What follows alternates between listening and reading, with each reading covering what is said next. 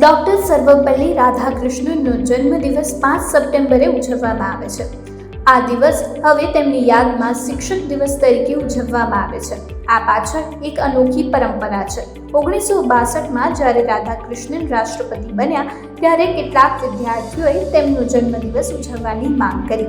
આના ઉપર તત્કાલીન રાષ્ટ્રપતિએ સૂચન કર્યું કે તેમનો જન્મદિવસ શિક્ષકોને શ્રદ્ધાંજલિ તરીકે સમર્પિત કરવામાં આવે. ત્યારથી જ 5 સપ્ટેમ્બર શિક્ષક દિવસ તરીકે ઉજવવામાં આવે છે. રાજકારણી તરીકે રાધાકૃષ્ણનનું યોગદાન શું રહ્યું?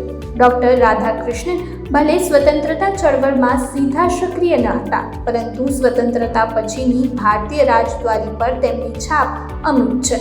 તેમણે 1947થી 1949 સુધી બંધારણ સભાના સભ્ય તરીકે કામ કર્યું.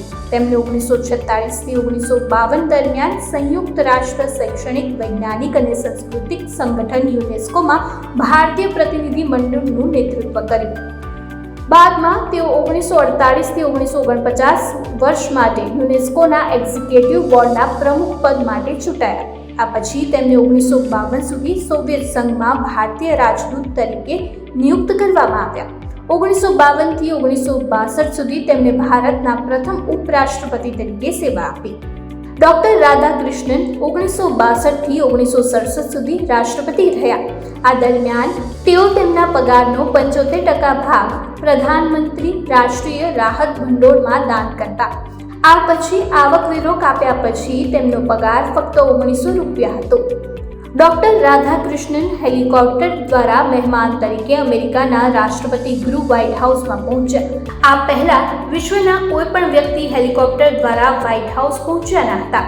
રાધાકૃષ્ણનનું સંસ્કૃત અને હિન્દીનું જ્ઞાન અસાધારણ હતું. તેઓ માનતા કે સંસ્કૃત અને હિન્દી જેવી ભાષાઓ વિના ભારતીય જીવન તત્વજ્ઞાન સમજવું અશક્ય છે. ભલે તેમનો જન્મદિવસ શિક્ષક દિવસ તરીકે ઉજવવામાં આવે, પરંતુ તેમણે ખૂબ જ ખરાબ પરિસ્થિતિમાં પોતાનું શિક્ષણ પૂર્ણ કર્યું હતું.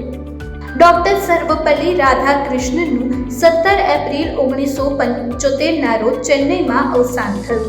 તેઓ લાંબા સમયથી સ્વાસ્થ્ય સમસ્યાથી પીડાતા હતા. તેઓ એક લાંબો અને અનંત બૌદ્ધિક વારસો છોડીને ગયા છે, જે આજે પણ દેશ અને વિશ્વના એક મોટા વર્ગને પ્રેરણા આપે છે.